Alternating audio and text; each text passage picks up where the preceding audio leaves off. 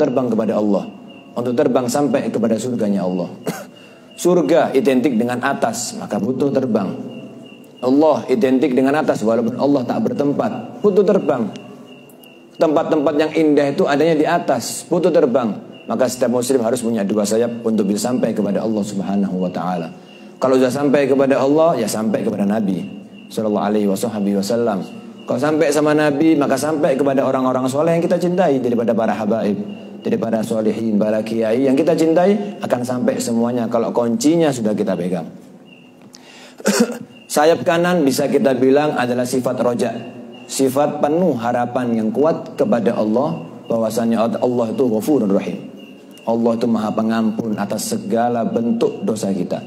Allah Rahim, Allah juga yang rahmat. Kita bisa bayangkan ada seorang syekh namanya Syekh Al-Adham, ya, masih hidup beliau, insyaallah di Baghdad, di YouTube ada itu.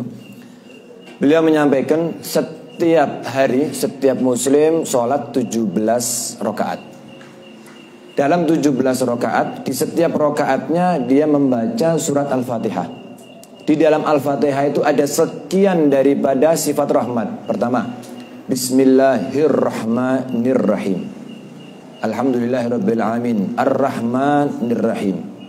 Sampai beliau totalkan khulasahnya, kesimpulannya, setiap manusia satu harinya bisa 77 kali dia mengucapkan Ar-Rahman Ar-Rahim, atau mengucapkan rahmat dalam satu hari, gara-gara sholatnya.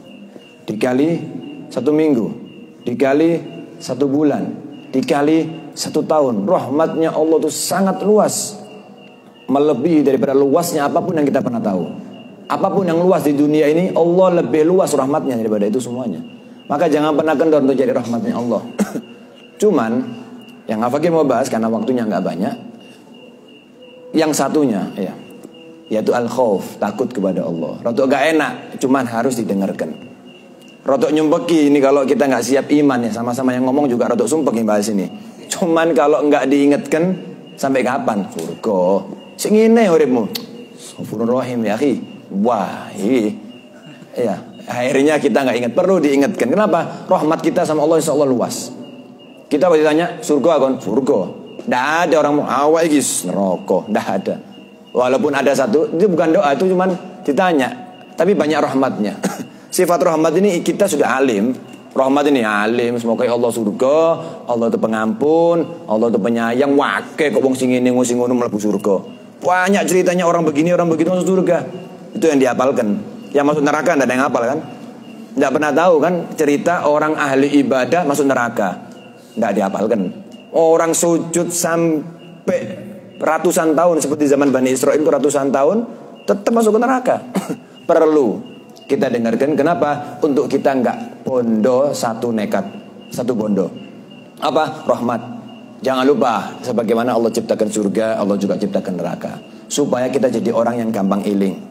Kadang-kadang kenapa anak berani nyentak bapaknya dan ibunya? Karena dia nggak tahu, nggak pernah ada rasa takut dari dirinya kepada Allah. Dia nggak tahu kalau ada bala, itu nggak tahu. Kualat dia nggak sadar. Nah, orang takut kualat, orang takut bala, orang takut mati su'ul khatimah, orang selalu minta sama Allah dijauhkan dari neraka. Orang mampu dan bisa nangis karena takut kepada Allah, karena dia mendengarkan daripada takut. Kalau bab rahmat gampang, suruh guyu, gampang. Ayo senyum, ayo golek ngedein dia senyum bisa kita. Tapi cari tempat masih majelis taklim, nangis sulit. Nah, perlu kita dengarkan yang takut daripada yang rahmat, bukan untuk menakut-nakuti, cuman perlu kita tahu bahwasannya Allah itu juga cinta sama orang-orang yang pernah takut kepada Allah. Karena sayap kita ini harus seimbang. Kalau mobil itu ada namanya balance sporing, balance, harus balance. Kapan ada yang nggak balance, kalau menggok kiri dewe atau kanan dewe, dan itu bahaya. Itu bahaya, maka harus balance. Nah, satu saat kita kasih rahmat yang kuat, satu saat itu harus kita ingat sama khauf, takut kepada Allah yang sangat kuat. Di antara cerita-cerita dan di antara ilmu-ilmu seputar takut kepada Allah, Sayyidina Ali bin Abi Thalib karramallahu wajhah, beliau pernah ditanya oleh beliau, wahai Sayyidina Ali, apa sih takwa kepada Allah? Katanya beliau, takwa itu adalah selalu takut kepada Allah. Makanya kalau setiap khutbah pasti begitu.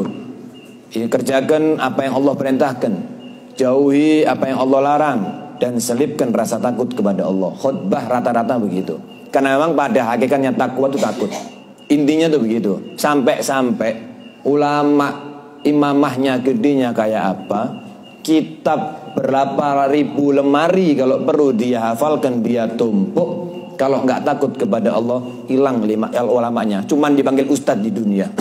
Cuman dipanggil ustadz, kiai, habib, dan di dunia tok. Di akhirat dicincang sama Allah. Kenapa? Kata-katanya Allah dalam Al-Quran, innama yakhshallaha min ibadihil ulama. Hanya saja ulama itu, kalau sudah pakai innama, berarti hanya saja, nggak ada lagi ulama kecuali satu ini. Siapa? Yang takut kepada Allah Subhanahu wa ta'ala. Punya ilmunya kayak apa, lek fatwanya sesuai dengan amplopnya, ya buyar. Imanuhum fi amplopihim. Imannya ada di amplopnya. Zaman ini ya ikhwan, zaman Bani Israel ada ceritanya, zaman Nabi Muhammad ada, zaman setelah Nabi ada, zaman sekarang pun juga ada fatwa-fatwa yang siap dengan daripada amplop. Itu sudah penyakit. Dunia ini memang tempatnya penyakit. Ya. Ulama itu adalah yang takut kepada Allah. Yang takut kepada Allah adalah ulama. Nah, dengan harapan kita belajar takut kepada Allah. Kita dengarkan apa itu takut kepada Allah dengan harapan sampai kita mati, takut ini ke bawah sampai mati, sehingga kita dibangkitkan oleh Allah kelak dalam keadaan menjadi ulamanya Allah Subhanahu wa ta'ala. Sehingga ketika dikumpulkan dipanggil, woi, sampai kok kumpul ulama, sampai itu ulama, itu dipanggil liyakum ala abidin, berdiri yang ahli ibadah, berdiri ahli ibadah. Liyakum ini, berdirilah fulan yang punya titel-titel ala Allah. Nanti ada titel juga, liyakumil ulama. Ayo berdiri semua ulama, kumpul. Antri, itu surganya sudah menunggu. Kita ikut nalum. Weh, siapa jenengan? Tonggo kita manggil. Siapa jenengan? Ustadz enda ini, enda mondok enda. Saya adalah masuk dalam kategori ayatnya Allah. Saya mati bawa takut kepada Allah. Katanya Allah, yang takut kepada Allah adalah ulama. Yang dibilang ulama hanyalah yang takut kepada Allah. Kenapa? Orang punya takut kepada Allah berarti punya ilmu. Orang punya ilmu namanya dalam bahasa Arab alim. Nah, ini seandainya ngomong Afaqih ngomong begini. Seandainya semua nggak tahu bab wudu. Gini para muslimin, wudu itu wajib. Syaratnya ada 8. Tuh 2, 3, 4 sampai 8. Rukun-rukun atau fardu-fardunya wudu itu ada 6. Caranya begini, caranya begitu. Paham? Antum keluar dari majelis ini alim, nggak bisa. Maaf, saya awam. Loh, nggak boleh loh. Awam bab apa dulu? Tafsir Quran. Jenengan sama saya sama-sama awam, nggak bisa. Tapi bab sholat, jenengan pernah dengar nggak? Pelajaran sholat pernah? Masih di sekolah atau disinggung di majelis. Sholat itu hukumnya wajib, fardunya sekian, Fatihah itu wajib. Dengar, paham. Apalagi kita sholat, maka kita alim bab wudu, alim bab sholat. Nanti dijelaskan bab titel alim fi babis sholat ala Nabi SAW. Alim dalam bab sholawat kepada Nabi. Nah, dengan kita belajar ini, nanti kita keluar dari sini, semoga kita termasuk orang-orang yang bisa takut kepada Allah Subhanahu wa ta'ala.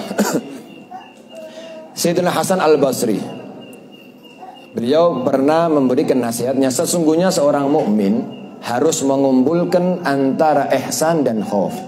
Rasa berbuat baik dan juga rasa takut kepada Allah yang sama. Karena apa? Fa innal munafiqa jama'a isaratan wa amnan. Karena orang munafik ini di antara kita ini kadang-kadang sama ya, yang bicara sama yang dengar ada terselip di antara kejadian-kejadian hidup kita kemunafikan. Apa itu tandanya munafik?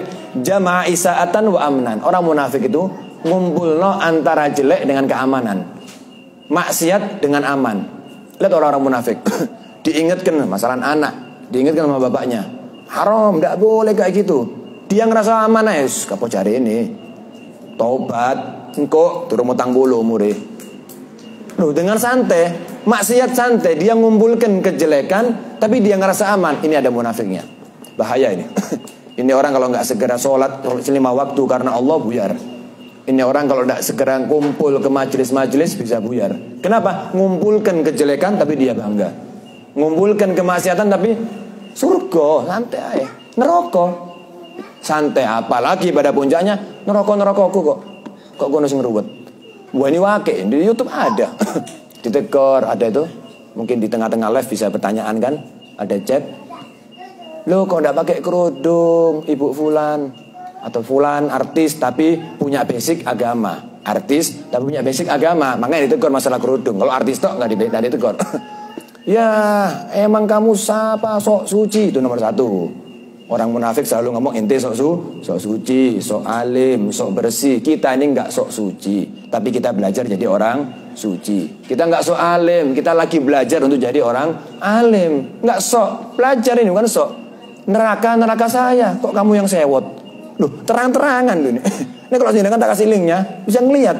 Loh, berani nggak dihapus sampai detik ini nggak dihapus. Berani dia, kenapa? Neraka saya. Ini bukan munafik lagi. Ini sudah nantang. Orang munafik itu dia maksiat ngerasa tenang. Wis masih sayang ini iki, surga. Seenteng. Padahal itu dibilang munafik. Apalagi nantang. Yang dari nantang, wallahu alam itu ya apa derajatnya ya.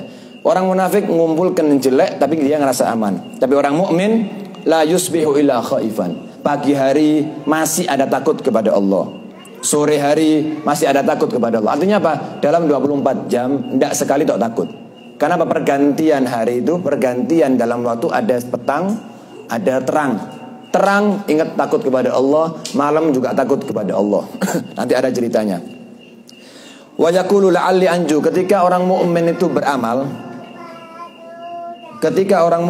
beramal, dia akan berharap, ya Allah semoga amalanku diterima, ya Allah semoga sholatku diterima, semoga fulanku al-muhim amalannya diterima oleh Allah. Tapi orang munafik yatrukul amal wa yaqul sawadun nas katsir wa sawfa yughfar li. Tapi orang munafik enggak ada amalnya selalu membahas surga.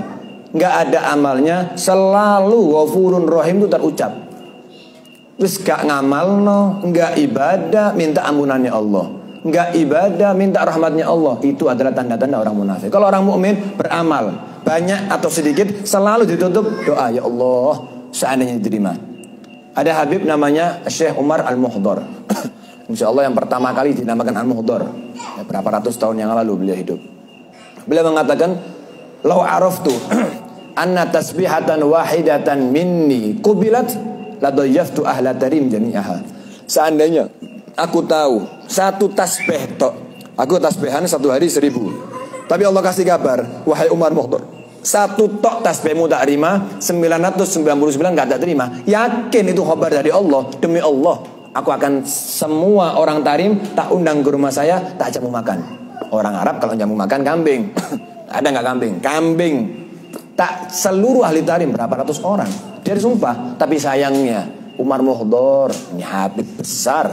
Semua orang ke tarim pasti punya impian masjid, sholat di masjid namanya Masjid Al-Muhdar. Ya Allah, saya disayang, saya Umar Muhdar. Siapa saya? Nah, lalek beliau siapa saya? Siapa saya? Memang gitu kan? Lah kalau bilang ngomong siapa saya? Padahal wiridannya ya Latif 25.000. La ilaha illallah 25.000 tok isinya wis.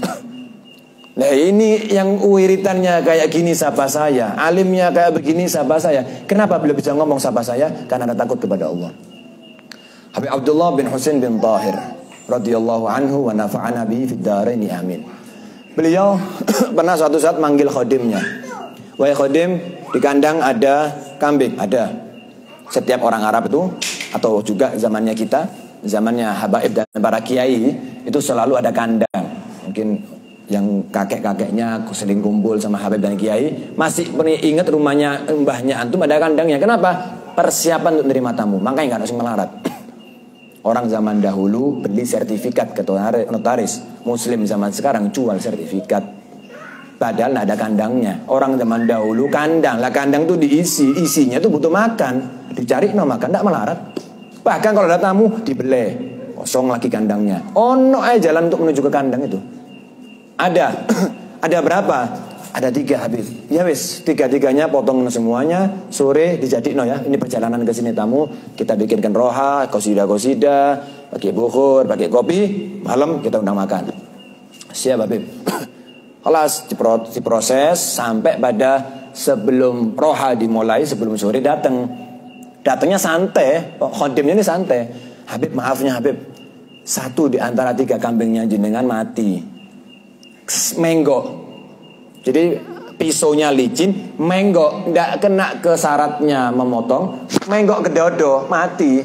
Nah, mutus atau motong dari dada itu nggak sesuai syarat syariat, batal, nggak bisa jadi bangkai, jadi najis. Maafnya Habib, tak belikan Habib. Sudah proses datang Habib. Aman. Antum punya tamu aman makan Habib. Mek ngabari tok. Stamin Habib, mek tak kabari tok kalau satu mati halal no Habib ya. Nanti saya ganti. Nangis guguk sampai sujud-sujud. Aku harus ngomong tak temponi. Kok nangis guguk-guguk. Ini Habib kutub di zamannya ini. Pegang Habib, maafnya Habib, tak temponi dulu Habib, dua Habib. Tambah nangis beliau.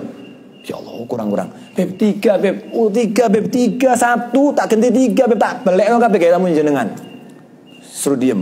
Beliau tetap nangis, diem sis. Itu iku maksudku maksudnya gitu ya. Diem. Kemudian beliau selesai, sesenggukannya selesai, beliau sampaikan. Demi Allah wahai pembantuku, ana bukan masalah kambing mati cari lagi ada. Kambing pirawan sih? Kok ente mau ngasih anak 3? Lawang ente sih bayari anak. Ya kan? Ente ini hidup bukan fulus yang anda cari, bukan dunianya, bukan kambingnya. Masuk kambingnya 3 mati, tamu anak tak sugi tahu tempe kalau bahasa Indonesia, enggak ngurus anak. Kenapa adanya itu? Mau apa? Enggak disunahkan untuk utang-utang untuk nyambut tamu. Enggak ada. Sudah santai aja. Yang anak nangisi, anak bayangno. Abdullah ini, tanya beliau, ini khadim muridnya. Abdullah, iya Habib. Urip ya apa? Ngajar. Insya Allah sampai mati ngajar kan? Iya Habib.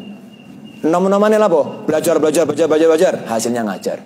Mulai cilik gak pernah ninggalkan duha sampai mati. Gak pernah begini sampai umur sekian. Gak pernah ibadah tok. Lalek pas waktu dicabut sama Israel saya kafir. Dicabut sama Israel saya fasik. Mungkin saya tidak sengaja melakukan hal yang haram, terus dicabut di Israel. Nang di ibadahku hilang, matinya sul khotimah. Nang di ilmuku hilang. Kemana ngajar saya puluhan tahun? Hilang. Mana majelis taklimnya? Hilang. Mana pahala suguh-suguhane? Hilang. Itulah nasibnya kambing suul khotimah. Kambing yang kamu beleset suul khotimah. Mana tempatnya dia? Surga mana neraka? Enggak surga, enggak neraka. Jadi apa? Jadi turab. Enak jadi turab, enak. Jadi Abdullah bin Husain bin Thahir ini ngenteni mati, lek pasti husnul khotimah, seret mati husnul khotimah, baru iso jekek no dodo. Kenapa? Husnul khotimah. Tapi nenek kini tidak bisa walaupun imaman, tidak bisa walaupun ridha yake, tidak bisa kitabnya banyak alim, tidak bisa. Selalu ada rasa takut kepada Allah. Sekelas Habib Abdullah bin Husain bin Thahir itu masih punya perkataan atau prinsip seperti itu. Kenapa? Karena takut kepada Allah Subhanahu wa taala. Di antaranya Sayyidina Umar bin Khattab pernah dibilang sama sahabat, wahai Sayyidina Umar, enak engkau ya, khalifah kedua, engkau hebat, engkau begini, engkau dijamin masuk surga. Kalau Nabi bilang Sayyidina Umar masuk surga, apakah masuk surga? Masuk surga. Kenapa? Nabi yang ngomong tidak pernah bohong, tidak pernah meleset. Kenapa? Karena ucapan Nabi semuanya wahyu. Nah, wahyun yuha. Sayyidina Umar bilang apa? Iya, memang ada hadis terang-terangan Nabi ngomong ada 10 sahabat yang pasti masuk surga dengan jaminannya Nabi, dan Allah yang ngasih jaminan. Sudah pasti masuk surga. Tapi sayang, saya selalu berprinsip lain dicabut. Kalau dicabut, karena di Al-Quran itu ada nasakh, ada mansukh. Ada ayat yang bisa dihapus daripada hukumnya, dihapus dengan yang lainnya. Allah ngomong kasih dawis masalan. Nggak jadi wis. Kawis sing lainnya telepon surga, sing lainnya Umar wis apa jari ini? Nangnya bilang, laitani ummi lam talitni. Ya Allah, seandainya saya nggak pernah dilahirkan oleh ibuku. Kenapa? Lek tidak dilahirkan oleh ibuku, berarti saya bukan manusia. Terus kalau saya bukan manusia, berarti saya nggak akan bertemu sama yang namanya mizan, timbangan amal, nggak bakal ketemu sama yang namanya hisab, pertanggungjawaban ucapan dan juga pekerjaan. Enak wis kali makhluk, nggak surga, nggak neraka. Sahabat yang lainnya, laitani kapsan sammanuni ahli. Sahabat yang lainnya juga pernah ngomong, ya Allah, seandainya saya ini jadi kambing kalau enak. Tanya teman-temannya, wahai sahabat fulan, engkau ini sahabat Nabi, kok bilang jadi kambing? Ya afdalan jadi sahabat. Belum tentu. Kalau saya mati dalam keadaan muslim, mati muslim husnul khotimah, semua makhluknya Allah yang enggak husnul khotimah di bawah saya. Yang husnul khotimah standar. Tapi kalau saya matinya su'ul khotimah, nggak ada perbandingan saya sama kambing, afdalan kambing. Kenapa kambing nggak di neraka? Dan saya harus di nerakanya Allah untuk masuk ke surganya Allah. Maka ini sekelas sahabat ada perasaan takut kepada Allah. Harus Harus hidup kita diselingi takut kepada Allah. Ada banyak maksiat yang harus kita takuti daripada kehidupan kita. Ada banyak pelanggarannya kita. Mau sifatnya kepada manusia, yang paling afdol yaitu orang tua. Perlulah, masa nggak ada nangisnya sama sekali. Hidup kalau kita ditakdirkan sesuai dengan yang yang disampaikan oleh Nabi 60-70 tahun. Itu 60-70 tahun sudah ada nangis karena takut. Oh, fulannya saya mati, saya meninggal. Bukan karena takut. Itu karena mungkin kangen. Takut masuk neraka. Masa sudah ada. Ya Allah, pernah A, pernah B, pernah C. Masa sudah ada seperti itu. Sesekali. Kenapa? Supaya tergolongkan dengan orang yang ainun bakat an khosyatillah. Air mata yang terkecucuran karena takut kepada Allah Subhanahu wa ta'ala. Harus ada seperti itu supaya kita nggak termasuk orang munafik. Ini orang munafik tadi itu insya Allah ada di diri kita. Ana sama antum ada nih. Ada mungkin satu maksiat, sama-sama fair aja. Mungkin semua ada satu maksiat. Yang kita ngelakuin maksiat ini aman-aman aja. Nggak pernah maksiat ini kita lakukan sembunyi-sembunyi. Kadang-kadang terang-terang live lagi kadang-kadang orang ini. Orang ini kadang-kadang kamu maksiat live. Ini bukan munafik lagi, ini parah ini. Ada orang di antara muslimin maksiat tapi dia ngerasa santai aja. Ngelihat tetangganya nggak begitu, padahal dia tok yang begitu, santai aja. Ngelihat orang semuanya sholat berbondong-bondong sak kampung pas azan, dia santai aja. Depan rumah lagi. Depan rumah baca koran, rokokan. Muslim-muslim yang lainnya berangkat, dia santai. Nggak sholat terang-terangan loh ya, bukan nggak sholat di masjid. Yang muslim itu yang penting sholat. Bukan sampai asar pancet, sampai maghrib pancet, santai. Ini orang munafik. Kenapa? Dia melanggar aturannya Allah tapi dia ngerasa tenang. Naudzubillah, tsumma naudzubillah min dzalik. Nah, kemudian di antara ilmu-ilmu yang memberikan faedah takut kepada Allah adalah siapa orang yang takut kepada Allah, Allah akan takutkan semuanya kepadanya. Siapa orang yang takut kepada Allah, tidak ada yang saya takuti kecuali Allah. Tidak ada yang saya takuti kecuali bala, ya bala ya Allah, bala Allah nggak beti. Pukulan siapapun tidak bakal buat saya mundur kecuali pukulannya Allah. Sentaannya siapapun tidak bakal buat saya mundur kecuali sentaannya Allah.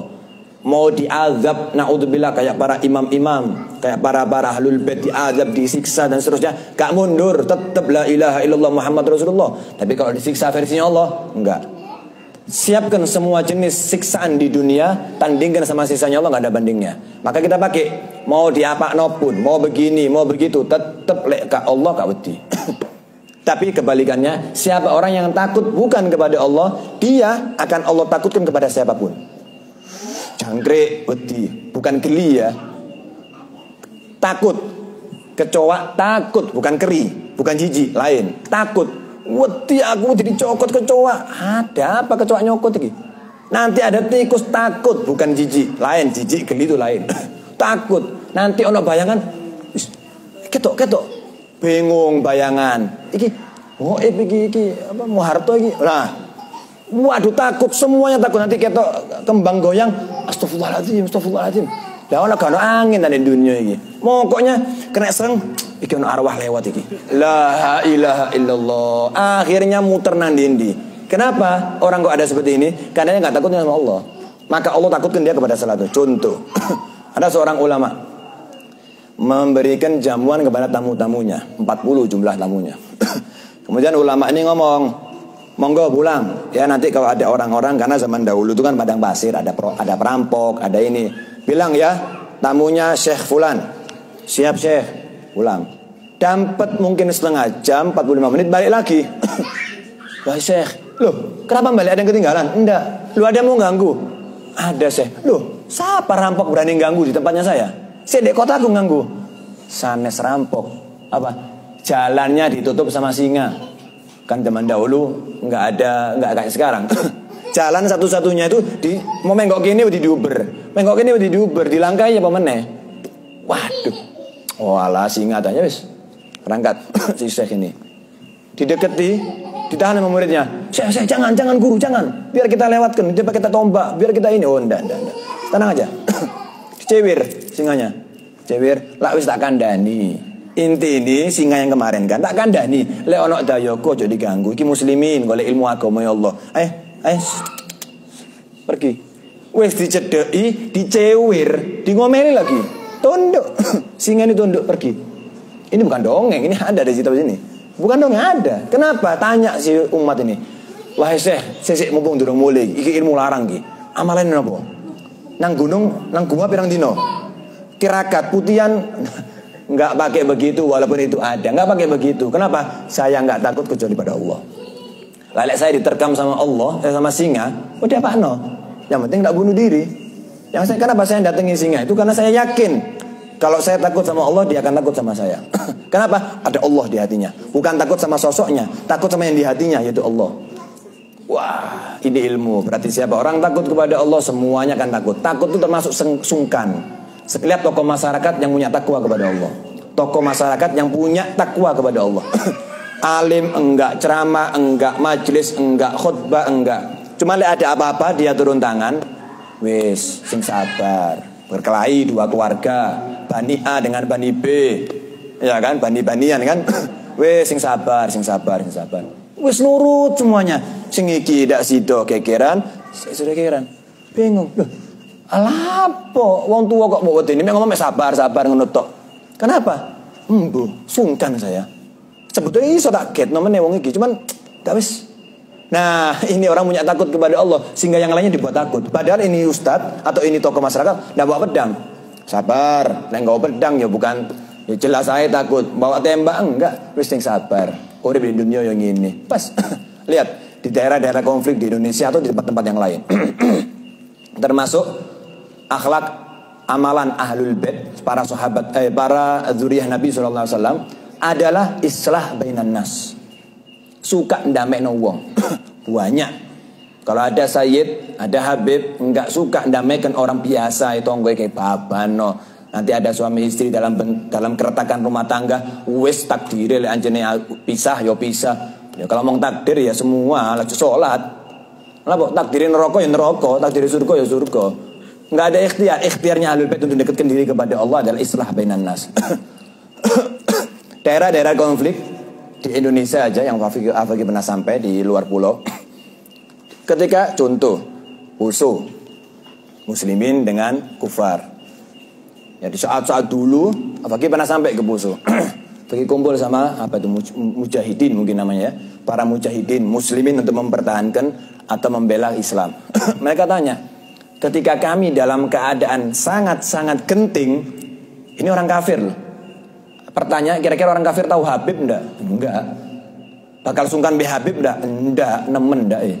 Mbak iki aja dipatah ini. Kenapa? Ya iki pentolane. Harusnya kalau Habib datang di tengah-tengah perang, justru beliau yang dibunuh. Katanya si orang mujahidin ini, ketika kami senjata sudah habis, kemudian sudah mulai barisan ini entek karena sudah mati, kami sembunyi, kami kabur. Kemudian kami telepon, kami kirim surat kepada Habib Fulan untuk datang ke sini. Habibnya datang dengan jubahnya, dengan imamahnya. Ya pasti baca wirid, cuman bukan amalan khusus. Baca wirid, baca Quran, baca wirid, wiridul latif. Wiridnya nggak aneh-aneh, wirid yang ada di kitab umum. Berangkat dikumpul semua. Pendolanya orang kafir didudukkan, pendolanya orang muslim didudukno. Didamekno dhisik. Padahal yang disampaikan tidak mungkin kan? Kalau Allah Ta'ala, tidak mungkin orang-orang kafir kok. Nabinya saya, tidak mungkin. Ini lagi perang antara kafir dan muslim. Dikasih bahasa logis, nggak pakai ngomong agama. Buat apa? Buat apa? Kesian negeri kita, kesian presiden kita, kesian menteri-menterinya, kesian bapak tentara, kesian bapak polisi. Sudah berhenti. Orang kafir yang sudah haus darahnya muslimin, tunduk. Iya, siap. Kami kasih waktu sampai 3 bulan, semoga nggak ada apa-apa. Sudah ya, berhenti ya. Nggak pakai kalau Allah Ta'ala loh. Nggak pakai disirep loh ini. Nggak pakai nggak pakai. Mek ngomong sabar. Sakno negara Indonesia iki sakno lek ngene terus. Berhenti, panggil umatmu. Kumpul semuanya. Yang ini ngerasa bangga, senjata saya kuat, umat itu jumlah saya banyak, kon muslimin tetanteno. Dikira mau diajak perang. Habibnya maju, kemudian ceramah di tengah-tengah. Lihat ditembak dan ditombak, selesai. Habis, sak musliminnya habis, jumlahnya sedikit. Sabar. Al-Muhim ngomong secara logis, bukan ngomongkan agama. Pokoknya perang itu nggak baik, damai itu adalah indah. Pokoknya pertumpahan darah itu membawa sesuatu yang lebih besar. Damai. Walaupun dalam waktu sekian, karena kan ada yang manas-manasi. Ada yang ngompor-ngompori, perang lagi. Yang damaikan Habib ini. Kenapa kok bisa damaikan orang kafir? Padahal orang kafir ini orang kafir yang harbi, orang kafir yang memerangi umat Islam. Kenapa kok bisa berani, santai, gak wedi bojo jadi janda? Nggak takut anaknya jadi yatim, berangkat dengan tongkatnya, dengan wiridnya, dengan imamahnya. Harusnya iki wong kafir tangge celana wis nyamar. Nggak pakai, kehabibannya dipakai. Dipakai saya, cucunya nabinya umat Islam. Nggak takut. Kenapa? Allah, tapi nggak nantang. Ayo tembakan, ya nggak begitu ya. Allah, tapi nggak menantang. Allah Subhanahu Wa Taala. Yang terakhir lebih hebat lagi, anak kecil, putri lagi. Ada seorang putri ulama, namanya Fatimah. Ulamanya bagi lupa sama namanya. Fatimah ini punya bapaknya itu orang alim. Didayoi, kayak tadi itu, didayoi umat. Karena mendayo itu 3 hari ya. Zaman dahulu nginep, dayo itu nggak ada 1 jam 2 jam, nginep. Setelah 3 hari keliling selesai, fi amanillah berangkat. Dapat sejam balik kabeh. Wahai Syekh, nginep lagi boleh? Oh boleh, lo apa? Oh? Sebetulnya mau pulang, sebetulnya kami ini mau bekerja, sebetulnya kami mau temu anak istri. Cuman lagi-lagi ada 3 singa, semuanya lagi menghadang jalannya kami. Bingung bapaknya nih. Ya apa ini ya? Secara logis manggil pawang. Sama gitu. Atau ditakut-takuti, atau manggil umatnya, lempar ono, tombak ono. Bingung. Anak kecil lewat, ini kayak gini, lewat anaknya. Ya. Bingung apanya? Anaknya salam gak dijawab. Assalamualaikum Mbak. Bingung, kenapa? Ini umat lagi butuh dan dia gak bisa bantu. Coba minta uang, carikan uang. Ini minta tolong usir no singa. Lah uripe maca kitab, dikongkon jadi pawang singo. Kan bingung. Assalamualaikum Mbak. Lewat. Bingung anaknya. Apa kok gak jawab salam? Salam itu sunnah, dijawabnya wajib. Lewat mana anaknya? Assalamualaikum Mbak. Ya Allah, astagfirullahaladzim. Duh, apa kira? Assalamualaikum. Ya, waalaikumsalam nak. Ya, bentar. Loh, kok gak direken aku? Wah, aku anak putri kok biasa diciumi. Bah, kenapa? Nggak apa-apa. Masuk. Loh, apa Bah? Udah saya cinta lagi sampai aku. Oh ya, salam itu ya. Yang punya anak putri ini ya, kelepek-kelepek ya. Enggak nak didudukkan anaknya. Enggak gitu. Kenapa? Orang perempuan latif, hatinya bersih, hatinya lembut. Enggak apa nak? Loh, apa yang apa? Oh kok saya enggak apa-apa, pulang TPQ sudah belajar ngaji, Pak, sudah baca kitab, sudah Masya Allah, sudah hatam, baca Quran 26 juz, kurang 4 lagu, alhamdulillah nak. Apa sih Bah? Enggak, itulah ada singa ganggu muslimin. 3 lagi. Kalau dicerita-cerita dulu siji dijewer, siji sik kawani, apa meneh? 3. Oh alah Bapak. Sama muridnya apa paling berani? Panggil. Ente. Mantan nih, gini, mantan pemain ya. Gini. Kemudian astagfirullahaladzim. Nah, kemudian nanya, wani kamarani singa? Yo kak wani Syekh. Katanya Fatimah ini, kamu deketi semampumu. 100 meter, semakin dekat semakin baik. Ngomong siji, Fatimah binti Fulan, si Syekh ini kirim salam. Ojo ganggu muslim. Kenapa? Pada makhluk Allah. Bismillahirrahmanirrahim. Ini murid gendeng-gendengan iki rek. Ya, gendeng-gendengan iki ngomong 100 meter, mari ngono suruh ngomong assalamualaikumnya Fatimah binti Fulan, suruh pergi. Karena perintah guru, lek kon wani berangkat ndak saya jadi orang lain. Oh ndak saya, siap. Alal ain war siap berangkat. Cedeki, sak kilo iki. Sak kilo sih. Maju sampai titik tertentu, sampai kemampuannya dia. Wis samine wis cukup ya, sekiranya Melayu sih menang. Ya begitu kan? Wahai singa, Fatimah binti guruku salam mbek jenengan. Telu nih kokon ngali, ojo nganggo muslim, padha makhluke Allah. Enggak ada yang kita takuti kecuali Allah Subhanahu wa taala. Semuanya berdiri, kutuk. Pergi. Bingung garek. Loh. Semua orang lihat, hebat jenengan. Loh karo. Fatimah yang hebat bukan saya. Bingung ini orang. Dilihat, oh mungkin balik. Hilang sampai masuk ke hutan hilang. Pulang ke gurunya. Guru, pergi. Fatimah ngomong, ya memang pergi lah, mau salam kok. Pergi. Katanya si Fatimah, jangan takut kecuali sama Allah. Anak kecil Pak. Bapaknya mikir sih, ya apa caranya? Kenapa logis? Ya apa cara yang logis, yang masuk akal sehingga ini pergi. Fatimah, kirim salam Fatimah, anak si gurumu, kirim salam suruh pergi. Karena sing wedi mbek kecuali mbek Allah. Kau pergi, lega Fatimahnya mau ke sana. Salam jarang-jarang jauh teriak lagi dia. Lihat bagaimana kehebatan orang yang takut kepada Allah. Orang kalau takut kepada Allah, pray wong bukan berarti bacok sana bacok sini. Nyabrai uang nggak ngurus, mau dibilang banci, mau dibilang penakut, dibilang sok suci. Kalau patokan kita Allah mau apa? Kita lihat para mujahidin. Bukan perang antar lisan dengan kita kan perang lisan. Aku digibahi, digibahi lapor. Aku diadu domba, diadu lapor. Iki tembak mbek tembak, dipanah dengan panah, tombak dengan tombak, darah siap dikucurkan untuk agama Islam. Awak dhewe gawe bingung sama mempertahankan harga diri. Piro sih harganya?